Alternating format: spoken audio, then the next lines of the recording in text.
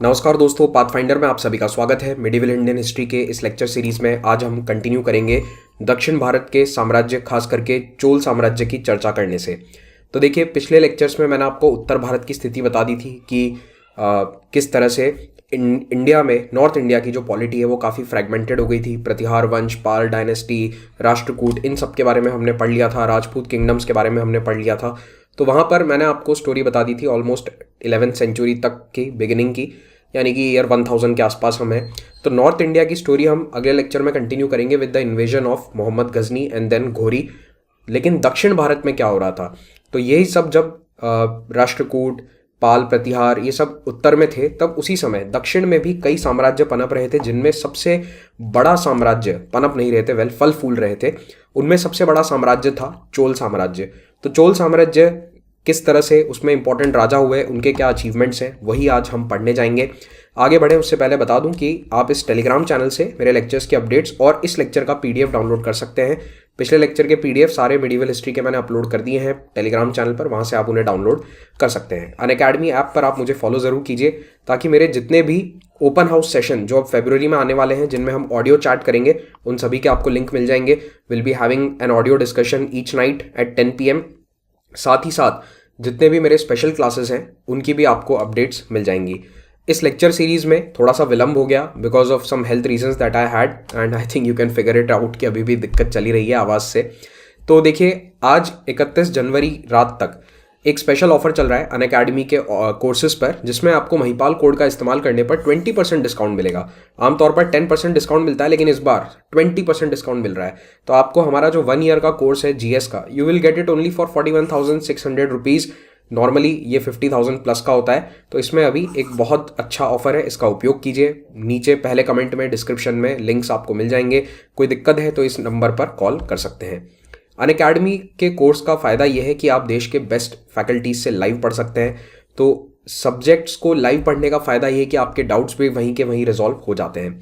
तो ये सारे सब्सक्रिप्शन आपको यहाँ पर दिख रहे हैं स्क्रीन पर। 6 मंथ, 2 ईयर्स, 3 ईयर्स, सारे सब्सक्रिप्शन यहाँ पर अवेलेबल हैं। यूजुअली 10% डिस्काउंट होता है कोड का इस्तेमाल करने पर, लेकिन आज यानी कि 31 जनवरी की रात तक 20% डिस्काउंट रहेगा। ऑप्शनल के कोर्सेज भी अवेलेबल हैं और हर वेडनेसडे को नए बैचेस बनते हैं। तो 2 फरवरी से स्टार्ट होने वाले नए बैचेस को आप ज्वाइन कर सकते हैं। कोई भी समस्या है तो इस नंबर पर कॉल कर लीजिए, और कहीं पर भी अनलॉक कोड मांगा जाता है, you can use this code to unlock any kind of content on Unacademy app. तो देखिए, मध्य भारत में और दक्षिण भारत में एक डायनेस्टी थी जिसके बारे में मैंने जिक्र किया था फर्स्ट लेक्चर में, कालाचूरीज ऑफ माहिष्मती। तो कालाचूरी डायनेस्टी जो है ये मध्य भारत में रूल किया करती थी। तो इसका जो कैपिटल था दैट वाज माहिष्मती। ये वो माहिष्मती है जो आज माहेश्वर नाम की जगह है मध्य प्रदेश में, उसके पास में स्थित है। तो ये प्रेजेंट डे मध्य प्रदेश, महाराष्ट्र, गुजरात के एरियाज में रूल करती थी 6th-7th सेंचुरी में। मैंने इसका जिक्र किया था फर्स्ट लेक्चर में, उसके बाद से कुछ कमेंट्स मैंने देखे थे कालाचूरीज के बारे में पूछते हुए। तो ये सेंट्रल इंडिया में रूल करने वाली एक इंपॉर्टेंट डायनेस्टी थी in the early part of medieval history. ठीक है, तो कालाचूरीज के अंदर 3 ब्रांचेस थी, Kalachuris of Tripuri, Kalachuris of Kalyani and Kalachuris of Ratnapura. तो इनके टाइम थोड़े से अलग अलग हैं। तीनों एक ही मेन ब्रांच से निकली हुई है, लेकिन अलग अलग किंगडम्स इन्होंने रूल किया था। जैसे कि आपने देखा होगा कि दक्षिण में भी चालुक्य अलग अलग थे, उसी प्रकार से ये भी 3 ब्रांचेस थी। तो ये त्रिपुरी वो वाला एरिया जो आज के जबलपुर के पास में स्थित है। ठीक है, आज का जो प्रेजेंट डे जबलपुर है मध्य प्रदेश में, उसके पास का एरिया है कल्याणी, रत्नपुरा। ये छत्तीसगढ़ में है। ये कल्याणी जो है दिस इज नॉर्थ कर्नाटका। तो इस रीजन में आपको ये डायनेस्टीज देखने को मिलेंगी।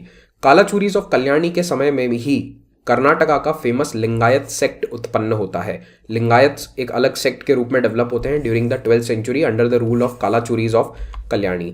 7 to 13 सेंचुरी में कालाचूरीज ऑफ त्रिपुरी जो है ये बहुत बड़ा एरिया रूल करते हैं। छेदी महाजनपद जो एंशिएंट टाइम पीरियड में था यहाँ पर, उस एरिया को रफली ये रूल करते हैं। तो पहले छेदी महाजनपद हुआ करता था, इस एरिया को रूल करने वाली डायनेस्टी थी Kalachuris of Tripuri medieval India में। तो पहले तो ये राष्ट्रकूट के फ्यूडेटरीज थे, उन्हीं के अधीन थे। लेकिन धीरे धीरे क्या होता है कि ये अपनी अलीजियंस गुर्जर प्रतिहार की तरफ शिफ्ट कर लेते हैं, क्योंकि आपने देखा था कि गुर्जर प्रतिहार ज़्यादा लड़ाइयाँ जीतते हैं तो अल्टीमेटली ये ज़्यादा पावरफुल हो जाते हैं। So their alliance also shifts. तो Kalachuris become feudatories of Gurjara Pratihara. लेकिन 10वीं शताब्दी के मध्य में कालाचूरी राजा युवराज देव प्रथम के अधीन ये इंडिपेंडेंट हो जाते हैं। ना तो अब ये गुर्जर प्रतिहार के फ्यूडेटरीज हैं, ना राष्ट्रकूट के। ये पूरी तरह से इंडिपेंडेंट हो गए, क्योंकि दोनों राष्ट्रकूट और प्रतिहार डिक्लाइन होना स्टार्ट हो जाते हैं। अब देखिए ये जो इनका कैपिटल है त्रिपुरी, ये आज के समय में जबलपुर के पास में स्थित है। मॉडर्न हिस्ट्री में मैंने आपको बताया था कि त्रिपुरी में कांग्रेस का सेशन भी हुआ था। कमेंट करके बताना कौन सा सेशन था और उसमें कांग्रेस के अध्यक्ष कौन थे, ठीक है। तो इसको करण बेल के नाम से भी जाना जाता है त्रिपुरी को। और 11वीं सेंचुरी ईरानियन स्कॉलर अल बरूनी ने इस जगह को त्योरी नाम से मेंशन किया है। तो आज के समय में तेवर नाम का जो शहर है जो जबलपुर के पास में ही है, प्रोबेबली ये वही त्योरी है जिसको आज तेवर के नाम से जाना जाता है। कालाचूरी राजाओं का एक फेमस जो टेम्पल कंस्ट्रक्शन है वो आपको देखने को मिलता है अमरकंटक में। तो अमरकंटक इसीलिए फेमस है क्योंकि यहाँ से एक फेमस नदी का उद्गम होता है। ये भी आप लोग मुझे कमेंट में बताएंगे कि कौन सी वो नदी है जिसका उद्गम अमरकंटक से है। तो यहाँ पर एक मंदिर बना हुआ है, कर्ण मंदिर। ये बनाया था कालाचूरी राजा लक्ष्मी कर्ण ने। तो ये वो मंदिर का फोटोग्राफ आपको दिख रहा है। अब इसी के साथ हम आ जाते हैं दक्षिण भारत के कुछ इंपॉर्टेंट डायनेस्टीज पर। देखिए मिडीवल इंडिया में चालुक्यस, जिनकी बात चर्चा हम पहले ही कर चुके हैं, तो चालुक्यस ऑफ वेंगी ये यहाँ पर आंध्र प्रदेश वाला रीजन रूल कर रहे थे। उसके बाद आज का नॉर्दर्न तमिलनाडु वाला जो पार्ट है इसमें रूल करते थे पल्लव। तो पल्लव्स का कैपिटल था Kanchipuram which is situated near present day Chennai. तो आज का जो चेन्नई शहर है, लगभग उत्तरी तमिलनाडु वाला जो एरिया है, ये पल्लव्स का एरिया था। फिर उसके बाद दक्षिण तमिलनाडु पांड्य राजाओं का इंपॉर्टेंट एरिया हुआ करता था। तो ये तीन बड़े बड़े पावर्स थे। अभी अर्ली मिडीवल इंडिया की हम बात कर रहे हैं साउथ इंडिया में, तो वहाँ पर पांड्य, पल्लव और वेंगी, ये तीन डायनेस्टी हैं। लेकिन एक डायनेस्टी थी चोल डायनेस्टी, जो 300 BC से वहाँ पर मौजूद है। इसके हमें रिकॉर्ड्स मिलते हैं 300 BC से। तो इसे 1000 साल हो चुके हैं, लेकिन अब ये पूरी तरह से खत्म हो चुकी है। पिछले 600 सालों से इसका कोई पावर नहीं है। So it was there till 300 AD, लेकिन उसके बाद इसका पावर डिक्लाइन हो जाता है। तो इसके राजा मोस्ट प्रोबेबली फ्यूडेटरीज बन जाते हैं। देखो कहीं पर भी यही हो रहा है, उत्तर भारत हो या दक्षिण भारत, जो कमजोर होता है वो बड़े पावर के अधीन आ जाता है। तो चोल साम्राज्य किसी ना किसी रूप में था, लेकिन साम्राज्य नहीं था। The Chola kings were there but they had become feudatories of Pandyas और पल्लवास, ठीक है। तो पल्लवा और पांड्य ये दो इंपॉर्टेंट पावर हैं, और बीच में छोटा सा एरिया यहाँ पर चोलास का आपको देखने को मिलेगा। तो ये स्थिति थी till the time 9th century आ जाता है। Okay, by the way Pallava राजाओं ने कांचीपुरम में बहुत सारे मंदिर बनवाए, जिनमें सबसे फेमस है कैलाशनाथ टेम्पल ऑफ कांचीपुरम, जो पल्लव राजाओं के द्वारा 700 AD के आसपास बनाया गया है। अब आते हैं चोल डायनेस्टी पे। तो देखो चोल वंश को फिर से स्थापित करने का श्रेय दिया जाता है राजा विजयालय को। ये नाम काफी इंपॉर्टेंट है, इसको हाईलाइट कर लेना। विजयालय इज द फाउंडर और the person who reforms the Chola empire. ये इसको फिर से इंपॉर्टेंट बनाते हैं, बड़ा बनाते हैं। तो चोल जिनका कोर एरिया कौन सा है, कावेरी नदी का जो डेल्टा वाला रीजन है, तो ये कावेरी नदी बह रही है, इसी के डेल्टा एरिया में यहाँ पर तंजावुर या आज के समय का तंजौर नाम का शहर है। तो इसी तंजावुर का एरिया इनका कोर एरिया है। और पांड्य डायनेस्टी जो है वो मदुरई से रूल करती है, थोड़ा सा और साउथ तमिलनाडु में आप आ जाएं तो ये इनका कोर एरिया है। तो विजयालय जो है ये पल्लव्स के फ्यूडेटरी थे। तो पल्लव यहाँ पर नॉर्दर्न तमिलनाडु में है, कांचीपुरम से वो रूल कर रहे हैं। तो पल्लव्स के ये फ्यूडेटरी हुआ करते थे, लेकिन विजयालय अपने आप को इंडिपेंडेंट घोषित करके एक अपना इंडिपेंडेंट रूल स्थापित करते हैं फिर से। तो चोल वंश पहले भी मौजूद था, लेकिन 600 सालों से वो इंडिपेंडेंट नहीं था। अब फिर से वो इंडिपेंडेंट हो जाता है 850 में। दे कैप्चर तंजौर और तंजावुर और इसको अपना कैपिटल बना लेते हैं। तो 9th सेंचुरी के अंत तक, 9वीं सदी खत्म होते होते, यानी कि 899 900 आते आते, चोल राजा जो हैं ये पल्लव्स को हरा चुके हैं और पांड्य को काफ़ी कमज़ोर कर चुके हैं। तो दोनों तरफ लड़ाई लड़ रहे हैं, नॉर्थ में भी लड़ रहे हैं, साउथ में भी लड़ रहे हैं, और दोनों तरफ लड़ते लड़ते अपना साम्राज्य ये बढ़ा रहे हैं। और इन्होंने पल्लव्स को तो पूरी तरह हरा दिया है, कांचीपुरम को अपने कंट्रोल में ले लिया है। ज़्यादातर तमिलनाडु का आज का जो एरिया है, जिसको हिस्टोरिकली तोंडमंडला कहा जाता था, ये इनके कंट्रोल में आ चुका है, ठीक है। तो तमिल स्पीकिंग टेरिटरी इनके कंट्रोल में अब आ गई है। तो 100 साल का ये इनका सफ़र है 850 से 950 का, जिसमें ये धीरे धीरे बढ़त हासिल करते हैं। लेकिन 948-49 में इन्हें एक बहुत बड़ा झटका लगता है, बैटल ऑफ तक्कोलम। तो बैटल ऑफ तक्कोलम में क्या होता है कि अब उत्तरी दिशा से राष्ट्रकूट्स यहाँ पर आकर उनको हरा देते हैं। तो राष्ट्रकूट एम्पायर काफ़ी पावरफुल था, कमज़ोर हो गया है, लेकिन अभी भी इतना कमज़ोर नहीं हुआ है। तो राष्ट्रकूट जो है ये इनको हरा देते हैं। तो राष्ट्रकूट राजा कृष्णा द थर्ड ये चोला किंग को हराते हैं और चोल एम्पायर के नॉर्दर्न एरिया को अपने कंट्रोल में ले लेते हैं। चोल राजा राजादित्य इस लड़ाई में मारे जाते हैं। और राजादित्य के बारे में एक खास बात बताई जाती है कि इनकी माता एक चेरा प्रिंसेस थी। चेरा यानी कि तमिलनाडु नहीं बल्कि केरला वाले एरिया में रूल करने वाली डायनेस्टी। तो चेरा डायनेस्टी की एक प्रिंसेस की शादी चोल में हुई थी। इसका मतलब है कि चोल मैट्रिमोनियल अलायंसेस में बिलीव करते थे, शादी के माध्यम से अपने आप को ताकतवर करने की इन्होंने कोशिश करी। सभी राजा करते थे, ये भी करते थे। So it shows the matrimonial alliances between Cholas and Cheras. तो इन्हीं में से एक चेरा प्रिंसेस का जो बेटा था Rajaditya, who was suppose to be the next king, इनकी यहाँ पर लड़ाई में डेथ हो जाती है। ये एक बहुत बड़ा सेटबैक था, बैटल ऑफ ताकोलम। और इस लड़ाई के बाद राष्ट्रकूट रामेश्वरम तक पहुंच गए, पूरा तंजावुर क्रॉस करते हुए दक्षिण में यहाँ पर स्थित है रामेश्वरम। तो रामेश्वरम तक राष्ट्रकूट आर्मीज पहुंच जाती हैं और चेराज और पांड्याज दोनों को हराते हुए, दोनों से पैसा लेते हुए, उन्हें अपना वसाल बनाते हुए, उन्हें अपने अधीन करते हुए वापस चली जाती हैं। इस बैटल के बाद चोल फिर से खत्म होने के कगार पर आ गए थे। तो 100 साल तक उन्होंने बढ़त हासिल करी, लेकिन एक ही झटके में बैटल ऑफ ताकोलम में सब कुछ खो दिया। लेकिन सब कुछ नहीं खोया, क्योंकि एक महान राजा 985 में गद्दी पर बैठता है और इनका नाम है राजराजा चोल। तो राजराजा चोल या राजराजा फर्स्ट इन्हें कहा जाता है, क्योंकि इस नाम से के ये पहले राजा हैं। तो राजराजा चोल एम्पायर को बड़े स्तर पर स्थापित करते हैं। So he is the true founder and he is the most important king of the Chola dynasty. तो राजराजा और इनके बेटे राजेंद्र चोल के अगले जो ये 60 साल रहने वाले हैं, ये चोल डायनेस्टी का गोल्डन पीरियड है। तो लगभग 30 साल का इनका राज होगा और 30 साल का इनके बेटे का राज होगा 944 तक। तो ये जो 50 साल है ना, 1044 से 1044 के ये जो 50 साल हैं, ये 60 साल हैं, ये गोल्डन पीरियड है चोल डायनेस्टी के लिए। सबसे ताकतवर एम्पायर बन जाता है चोल वंश। दक्षिण भारत का उत्तर की तरफ भी हमले करता है और साथ ही में दक्षिण पूर्व एशिया में भी ये हमले करके अपना पावर साउथ ईस्ट एशिया में, आज के इंडोनेशिया, मलेशिया तक भी फैला देते हैं। तो देखिए, राजराजा चोल ने सबसे पहले चेरा नेवी को डिस्ट्रॉय कर दिया। इन्होंने कोल्लम पर हमला किया। कोल्लम अप्रॉक्सीमेटली यहाँ कहीं सिचुएटेड है, क्विलोन उसका पुराना नाम है, डच वगैरह उसे क्विलोन कहते थे। तो क्विलोन पर हमला करके इन्होंने चेरास, जिनकी बहुत पावरफुल नेवी थी, उसे डिस्ट्रॉय किया। उसके बाद इन्होंने श्रीलंका पर हमला किया और श्रीलंका के उत्तरी हिस्से को अपने कंट्रोल में ले लिया। तो northern Sri Lanka came under the control of Cholas during the time of Rajaraja Chola, और इनके बेटे राजेंद्र चोल ने बाद में पूरा श्रीलंका अपने कंट्रोल में कर लिया था। ओके, उसके बाद मालदीव्स पर भी हमला किया और मालदीव्स जीत लिया। नेक्स्ट, पांड्य राजा पर हमला करके मदुरई में पांड्यास की पावर पूरी तरह से खत्म कर दी, कंप्लीटली खत्म कर दिया पांड्यास को। लेकिन ऐसा नहीं है कि पांड्या वाइप आउट हो गए, पांड्या डायनेस्टी वॉज देयर, लेकिन अब ये चोल के आगे हाथ झुकाते हैं, सर झुकाते हैं। ओके, बाद में आप क्या देखोगे, जब 200 साल बाद चोल कमजोर हो जाएंगे तो फिर से पांड्या पावर सामने आ जाएगी। तो ये सिलसिला दक्षिण भारत में 1-1.5 साल तक चलता रहा, कभी कोई पावरफुल है, कभी कोई कमजोर है। ठीक है, फिर उत्तर की दिशा में इन्होंने कर्नाटका के गंगा डायनेस्टी पर हमला किया और उन्हें हरा दिया। फिर चालुक्यज ऑफ वेंगी आंध्र प्रदेश में इन पर हमला किया और इन्हें हरा दिया। हर दिशा में इन्होंने अटैक्स किए और जीत हासिल करी। तो इनका साम्राज्य यहाँ पर उड़ीसा, मॉडर्न डे उड़ीसा तक पहुंच गया था। यहाँ वेंगीज को हराकर, गंगाज ऑफ कर्नाटका को हराकर, चेरा, पांड्या, इन सबको हराकर अल्टीमेटली ये ऑलमोस्ट पूरे दक्षिण भारत पर except the part of Maharashtra, वहां पर अपना रूल स्थापित कर लेते हैं।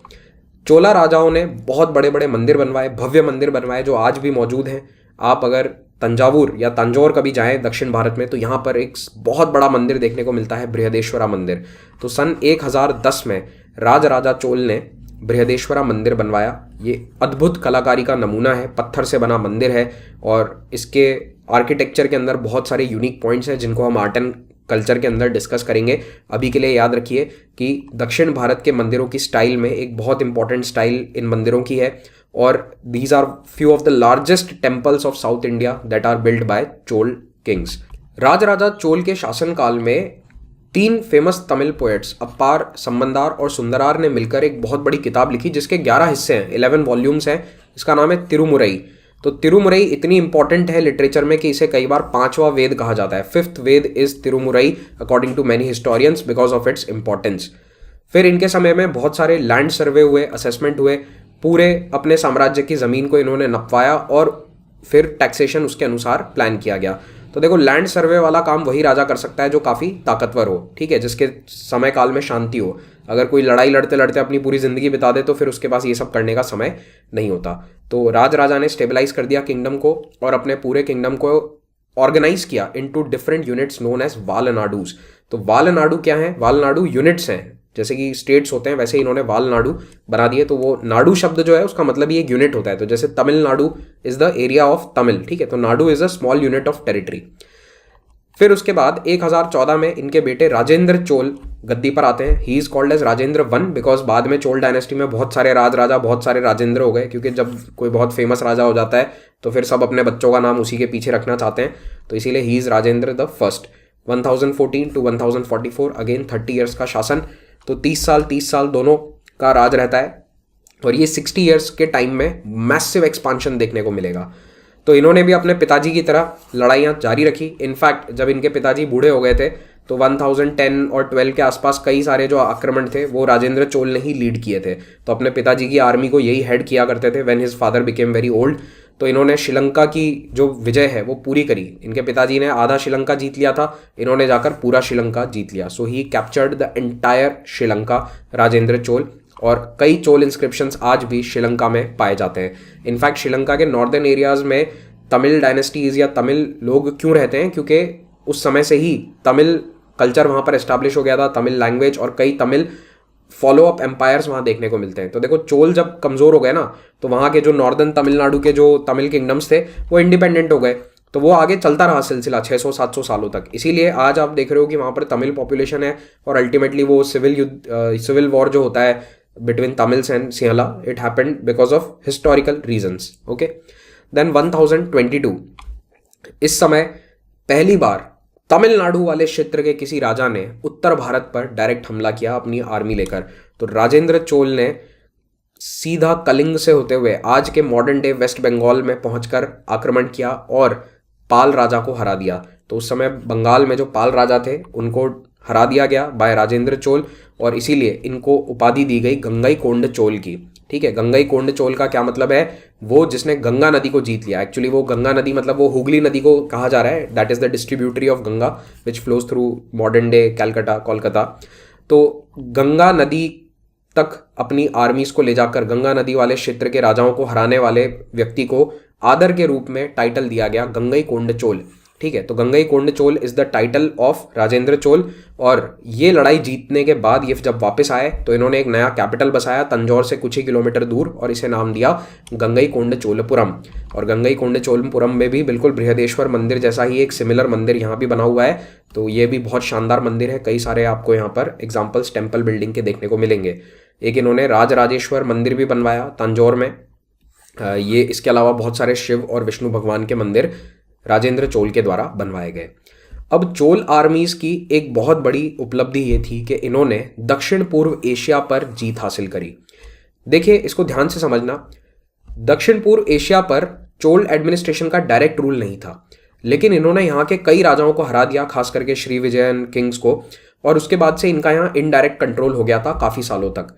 धीरे धीरे ये कंट्रोल कम हो गया क्योंकि जब चोल यहाँ पर कमज़ोर हुए तो अगेन यहाँ से इनका इन्फ्लुएंस खत्म हो जाता है। लेकिन ये काफ़ी इंटरेस्टिंग समय है भारत के इतिहास में, क्योंकि इतना ज़्यादा दूर तक इन्फ्लुएंस किसी इंडियन किंगडम का पहले नहीं रहा था। हज़ारों किलोमीटर दूर तक जाकर इन्होंने इस पूरे क्षेत्र में अपना एकाधिकार स्थापित कर दिया। कैसे? जो वहाँ के राजा थे, वहाँ की डायनेस्टीज थी, उनको हरा दिया, और जो नए राजा बनाए गए वो इनके अधीन थे, वो इनके वसाल थे, इनके आगे हाथ जोड़ते थे, टैक्स वगैरह देते थे, राइट। तो इसीलिए कई बार कहा जाता है कि बे ऑफ बंगाल को चोलाज ने बना दिया अ चोला पॉन्ड, यानी कि इस समुद्र को, इस बड़े समुद्र को इन्होंने अपने घर का तालाब बना दिया। तो ये आपको इस तरह से भी क्वेश्चन पूछा जा सकता है। किसी हिस्टोरियन ने लिखा था that the Cholas made the bay of Bengal into the Chola pond because of their conquest, क्योंकि श्रीलंका, मालदीव से लेकर पूरा साउथ ईस्ट एशिया इनके अधीन था, और यहाँ पर right up to Bengal, Gangaikonda Chola, याद करो गंगा नदी तक पहुँच गए थे, तो पूरा ईस्टर्न कोस्ट इंडिया का इनके कंट्रोल में आ गया था। तो इसीलिए एक वास्ट टेरिटरी को ये कंट्रोल करते थे, और इसीलिए बे ऑफ बंगाल को इन्होंने अपना घर का तालाब बना दिया था एक तरह से। अब साउथ ईस्ट एशिया में यहाँ पर जो किंगडम्स थे वो ज़्यादातर बुद्धिस्ट या हिंदू किंगडम्स थे, क्योंकि यहाँ पर 5th, 6th, 4th सेंचुरी में ही हिंदुइज्म आराम से पहुँच चुका था। तो ऐसा नहीं है कि चोल यहाँ पर हिंदुइज्म लेकर गए या बुद्धिज्म लेकर गए, ऑलरेडी इन एरियाज़ के अंदर बुद्धिज्म, हिंदुइज्म पहुँच चुका था। यहाँ पर कई सारे जो किंगडम्स थे दे वर ऑलरेडी बुद्धिस्ट और Hindu kingdoms over there. Especially यहाँ पर बुद्धिस्ट थे, यहाँ पर आज का जो इंडोनेशिया, मलेशिया है, यहाँ पर हिंदू किंगडम्स थे। और पाल वंश के तो इनके साथ बहुत अच्छे ट्रेड और कल्चरल रिलेशंस भी थे। याद करो ताम्रलिप्ति पोर्ट के बारे में मैंने आपको पहले बताया भी था। इनफैक्ट दुनिया का जो सबसे बड़ा बुद्धिस्ट मंदिर और दुनिया का सबसे बड़ा हिंदू मंदिर जो है वो दक्षिण पूर्व एशिया में स्थित है। तो सबसे बड़ा बुद्धिस्ट मंदिर है बोरोबुदूर, जो कि आज के जावा इंडोनेशिया में स्थित है। It was build between 7 to 9 century. और जो सबसे बड़ा हिंदू मंदिर है उसका फोटो और इमेज वीडियो मैं आपको पहले ही दिखा चुका हूँ। क्या आप मुझे कमेंट में बता सकते हैं कि उसका नाम क्या है? तो खमेर किंगडम ये कंबोडिया का काफ़ी इंपॉर्टेंट हिंदू किंगडम था। इसे कई बार चंपा या फिर इंग्लिश में CAMPA भी लिखा जाता है, वो प्रोनाउंसिएशन चंपा ही होगा। तो चंपा नाम से ही खमेर नाम आता है आगे के समय में। तो ये वाले मंदिर आपको आज भी देखने को मिलेंगे। These are the present day ruins of many of the Hindu temples of Cambodia as well as Vietnam. तो ये कंबोडिया वियतनाम में यहाँ पर चंपा किंगडम था, यहाँ खमेर किंगडम भी था। तो इस क्षेत्र को आज कंबोडिया कहते हैं, ये वाले को वियतनाम कहते हैं। फिर उसके बाद सुमात्रा वाला जो रीजन है, दिस इज सुमात्रा, ठीक है। ये जो बड़ा सा आइलैंड है ये सुमात्रा है। तो सुमात्रा वाले क्षेत्र में यहाँ पर श्री विजय एम्पायर हुआ करता था, श्री विजय या श्री विजया एम्पायर। और इसमें जो डायनेस्टी रूल करती थी वो थी शैलेंद्र डायनेस्टी। शैलेंद्र वंश या श्री विजयन एम्पायर एक बुद्धिस्ट धर्म को फॉलो करने वाला एम्पायर था। रूलिंग डायनेस्टी वॉज बुद्धिस्ट, और ये बौद्ध धर्म को इतना फॉलो करते थे कि इन्होंने भारत में चोल डायनेस्टी के अधीन आने वाले नागपट्टनम में एक बुद्धिस्ट विहार भी बनाया था। तो इससे पता चलता है कि ये बुद्धिस्ट धर्म को कितना सीरियसली फॉलो करते थे। प्लस चोल डायनेस्टी के साथ इनके काफ़ी मधुर संबंध थे, अच्छे रिलेशंस थे। लेकिन क्या होता है कि यहाँ की लोकल पॉलिटिक्स कुछ अलग प्रकार से काम करती है। देखो, Sri Vijayan empire was a Buddhist empire. Khmer या चंपा एम्पायर जो था, ये हिंदू रूलर्स यहाँ पर रूल करते थे। तो हुआ ये कि आपस में इनकी टकरार सी थी, एक वॉर सिचुएशन जैसी बन गई। लोकल रीजन थे उसके, ये हमला करना चाहते थे यहाँ पे रूल करने वाली एक लोकल डायनेस्टी पे, which was again a Buddhist dynasty ruling over parts of present day Malaysia. तो इन्होंने मदद मांगी यहाँ श्री विजया से, तो श्री विजया ने इनकी मदद करने के लिए हाँ कर दिया। और खमेर ने मदद मांगी चोल राजाओं से, और चोल राजाओं ने उनकी मदद करने के लिए हामी भर दी।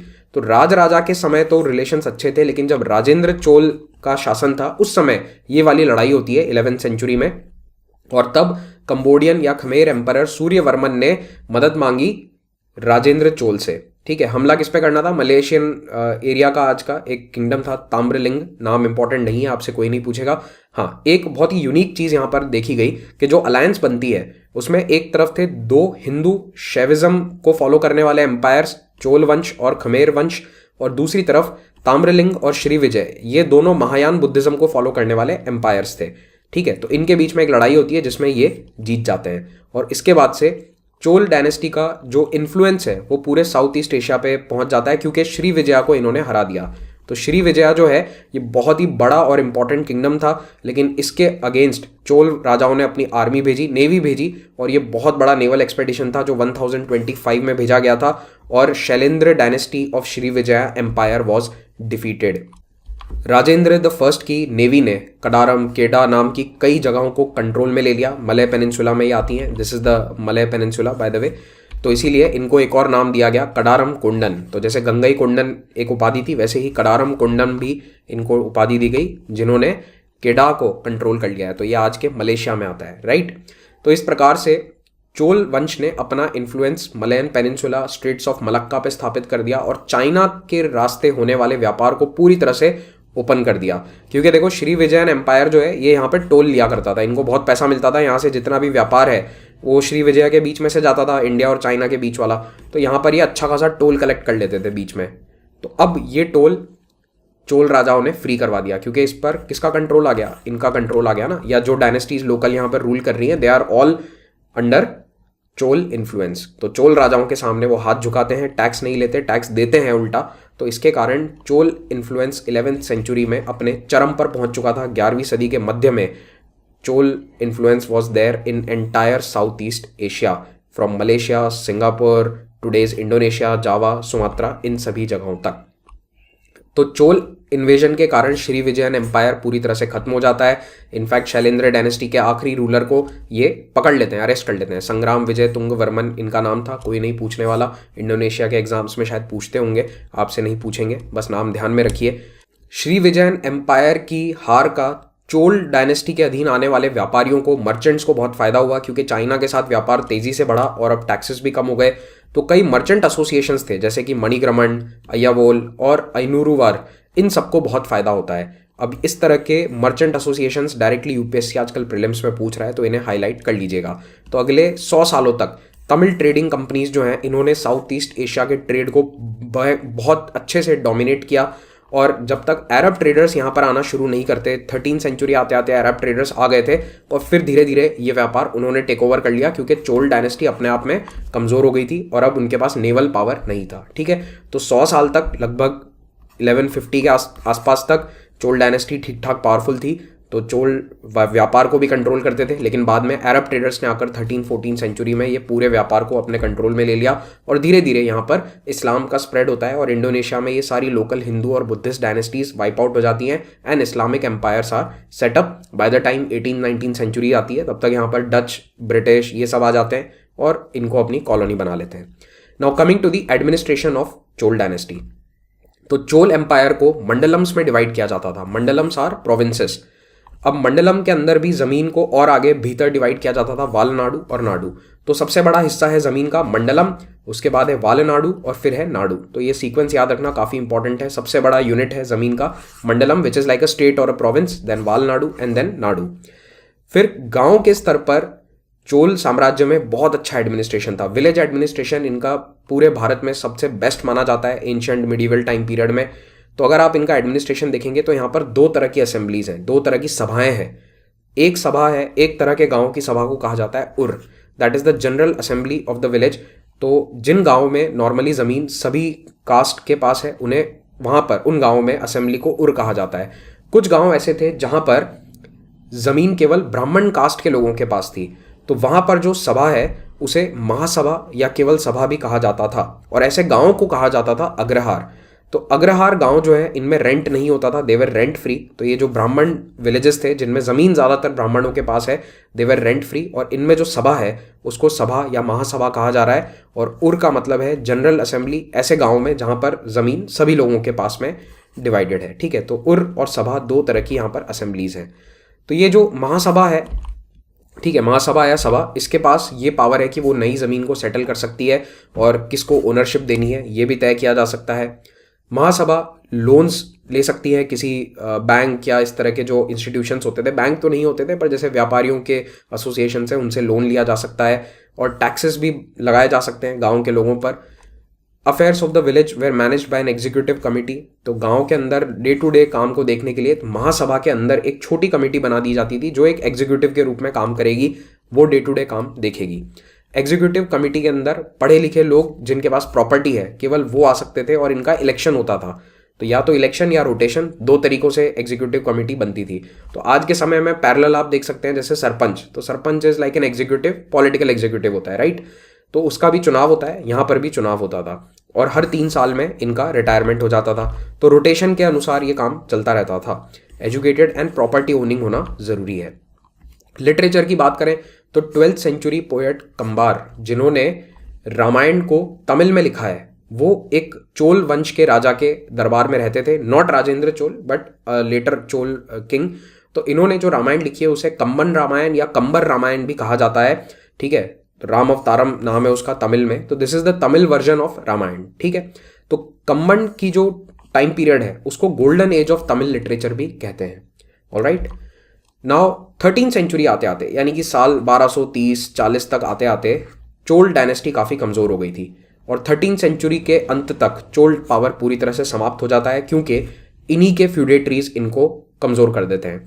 तो चोल सेंट्रल पावर धीरे धीरे कमज़ोर होता जाता है 200-250 साल बाद, राजेंद्र चोल के लगभग 200 साल बाद। और अब उनकी जगह उत्तर में, यहाँ आंध्र प्रदेश वाले एरिया में काकतीयाज आ जाते हैं, फिर कर्नाटका में होयसला वंश आ जाता है और देवगिरी के यादव इन्हें चैलेंज करना शुरू करते हैं। और जो पांड्या डायनेस्टी थी वो भी फिर से पावरफुल हो जाती है। तो पांड्या और चेरास भी अपना पावर फिर से इंक्रीज कर देते हैं। तो इस प्रकार से चोल पावर धीरे धीरे कम होता जाता है।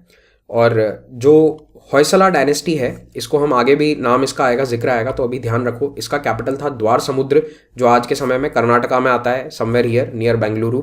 तो ये होयसला डायनेस्टी का कैपिटल था और यहाँ पर हालेबीडे नाम की जगह पर इन्होंने बहुत सारे मंदिर बनवाए, जिनमें से सबसे प्रमुख है Hoysaleswara temple. Art and culture में हम पढ़ेंगे कि इसका जो पैटर्न है वो काफ़ी अलग है, एक स्टार शेप का इसका मतलब डिज़ाइन है, जो आपको मैं समझाऊंगा आर्ट एंड कल्चर में। तो वो होयसलेश्वर मंदिर का है हालेबीड में। इन्हीं डायनेस्टी के अंदर, होयसल डायनेस्टी के अंदर, कन्नड़ पोएट्स पंपा, पोन्ना और रन्ना ये बहुत फेमस थे। These are the most famous poets of Kannada language.